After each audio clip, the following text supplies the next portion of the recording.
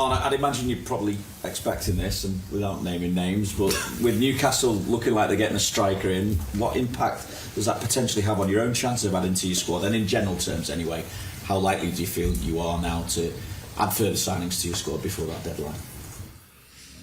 Before I answer that question, I have to ask you from Pat, because I just had an interview with him, what you had for breakfast this morning? It was a donut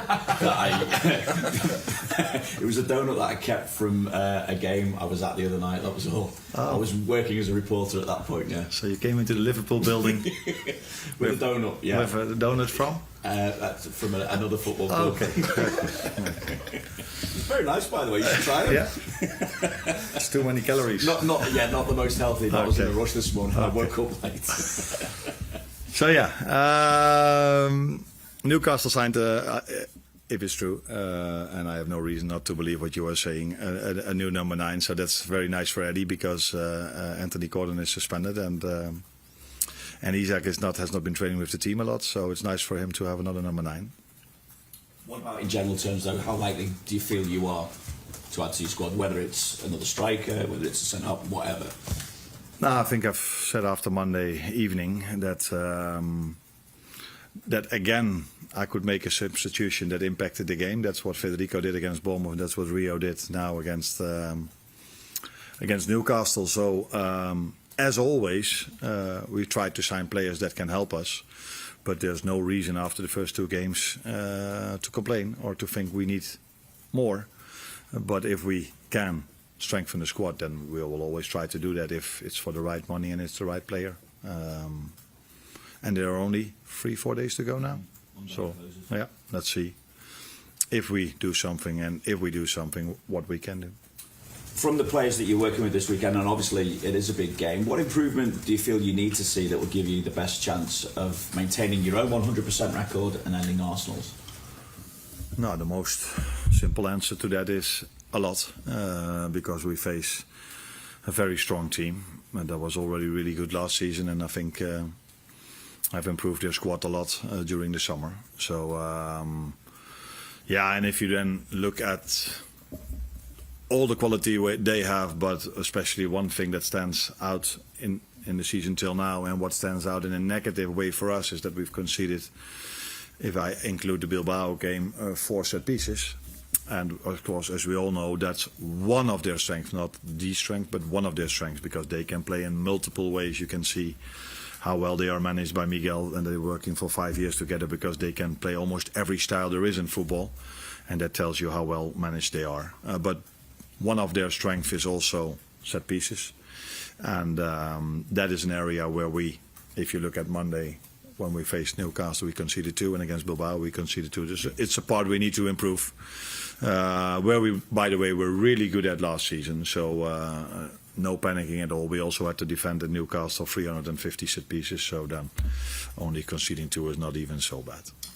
Obviously both games against Arsenal finished in 2-2 draws, and I think against top 4 opposition, or the teams that finished in the top 4 last season, you took 11 points from a possible 18. I just wonder, even though it's such an early stage in the season, how important do you feel it is not to lose ground on a potential title rival? Nah, not so much to do with losing ground, but yeah, it has to do with losing ground, but not that we play Arsenal. So it's more in the beginning of the season. You wanna normally teams don't play their best game unless you keep the same squad completely and you add 3, 4, 5, 6, 7 players. Then you can maybe expect that the team is growing even further. If you look at our situation, we've lost a few, we've added a few, so then it's not starting all the way new again. But I think it's normal that we play even better, not better, but even better in a few months than we do, or in a few weeks than we do now. But in the meantime, you can't lose ground. Not a lot. Although I do think that it's. I would be surprised if there will be a point record this season in the Premier League. I would be surprised if one team gets more than 100 points because of the strength of the league. So you are able to drop once in a while a few points and still be competitive. I think in the end of the season. But the best thing you can do is not drop points at all. Thank you. ahead. Arne, just picking up on what you said there then, do you think that the league is more competitive noticeably this season than last season based on what you just said? If that's even possible, because it was already so competitive last season. But maybe I'm wrong, but I think in general teams spent more than last season. I'm not 100% sure, and I'm talking about net spend, not talking about what teams spent and forget then what they've sold, but in terms of net spend. But maybe I'm wrong, but last season we didn't do a lot, but I think our competitors didn't do a lot last season as well, and that's completely different this season. Obviously it's very early to make For the exception of Chelsea last season maybe, but I think Arsenal, Man City didn't do so many signings last season. So that's the difference between this season. Obviously it's very early to be making assessments and judgments and drawing any sort of firm conclusions, and Arsenal have got injuries as well, but what do you see as the key differences that your team will need to be aware of this time against them compared to last year with the new players they've added? Wow. I think there are a lot of similarities with both teams, so I don't think the playing style of Arsenal changed a lot with the new signings coming in. Maybe they have a different number 9 than they had last season, although Jesus was also a real number 9 but didn't play that much. But I think the one they have now is different to Havertz, for example, or Trossard that played last season in our home game over there. So that is more a false 9, you could say, where I think Gyökeres is more a target man. So that's maybe a small difference where we have to know, and he makes maybe even more runs in behind than the other number 9s did. But in general, I see a lot of similarities between last season and this season with the style of play they have. And I think it's the same with us. Thank you. Arne, it's hard to imagine a more sparkling start to his Liverpool career for a striker than Hugo Ekitike. Goals in his first 3 important games. As a finisher, that's fantastic, but at least 2 of the goals, he's been the starting point with the goal against Bournemouth and also against Newcastle. How impressed have you been with him so far, and what are the facets that he has in his game that can see him make even a lot more improvement and add, greater attacking elements to your game? I think you've already made a big impact, as you said, in our attacking part of our game. So not only scoring goals, but also be part of build-up situations where he was someone that started the attack or was part of us starting attack. I think that is not talking about a difference a bit more than last season, where although when Lucio played there, he was also a lot of times part of our build-up. The most simple answer to what he can improve is his match fitness. So I expect him to do even a lot more without the ball than he already does, because he's already working hard. But there we can improve, which is completely normal because he has to adjust from a different league, from a different playing style. Frankfurt wasn't as pressing as much as they pressed, but not as much as we tried to do. And then coming to a different country, coming to a different league, there's a lot for him to handle. And then if we come back after the international break, it's Champions League games added to that, where he was used to playing, I think, Europa League, which is also a good level, but not as high as Champions League. So there is the main point of improvement, I think. Which is completely normal because he came a bit later in pre-season. So to adapt to the intensity levels without the ball, I think there are small steps to make for him. In the league games so far, against Bournemouth and again against Newcastle, where Liverpool at times were really up against it, it's admirable and a real quality to find a way to win under those circumstances. But it's not sustainable, is it, throughout the season, particularly as, against opposition like Arsenal on Sunday. So what's the key to improving the playing strategy where you're going to have more control in games? Not playing every game at St James's Park. No, I would like to play every single game at Anfield. But against the Bournemouth team, where we had a hard time against last season as well, when we were 3-0 up, they just kept on coming. which now led to a goal, and all of a sudden was a game where they had the chances last season as well. So not conceding set pieces would also help with controlling the game a bit more, because I don't think after half time we had control over the game, but then conceding a set piece and then the whole stadium felt that there was something to win for them again. So yeah, of course we can improve things, which is normal if you have to. I think it was in the Charity Shield where 5 positions were different than the main starters we had last season, and I think that hasn't changed that much against Bournemouth and also against Newcastle. So it's normal that we can still improve things, but we could, even with the team of last season, improve a lot of things, I can tell you. But I don't think we had any control over the game last season in the first 15 minutes against Newcastle as well. I think we even played worse over there in that first 15 minutes. So you need to compare the right things with each other. You cannot compare the start of last season with the opposition we faced then to the start of this season. That is, although all the teams are very strong, but Newcastle away is, I think everybody agrees on that, one of the most difficult fixtures you can have. And Arsenal at home is not any different to that. Thank you.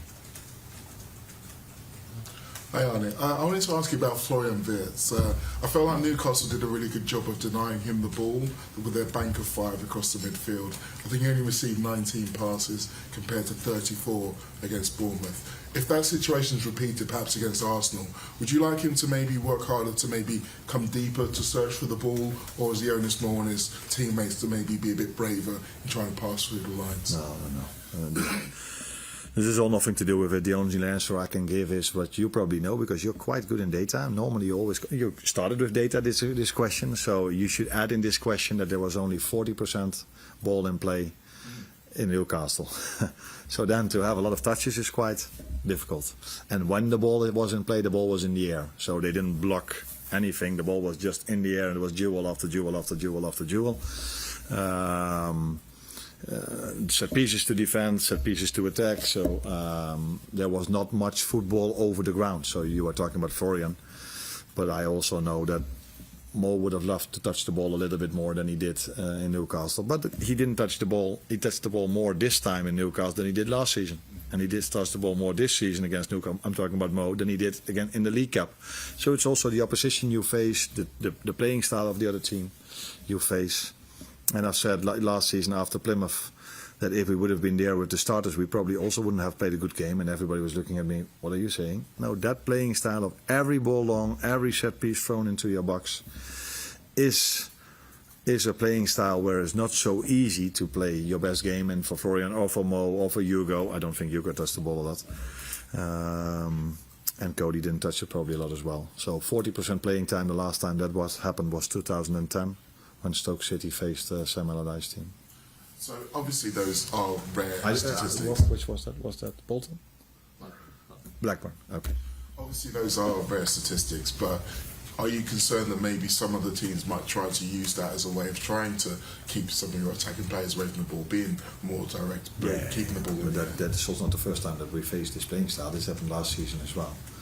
The difficult thing for us was that although the Newcastle players can play in a completely different style, really, really, really good as well, but this style suits them also really well if you look at how tall most of their players are. And the deliveries, the set pieces from Trippier are also high quality. So yeah, that makes it even more difficult. So I'm not sitting here saying that with the starters we would have had it as difficult against Plymouth as we had against Newcastle. But in general, it's a playing style where you constantly have to be ready for every single ball. And but we can do better. It's not only the playing style. We can do better than we did at Newcastle or at Plymouth.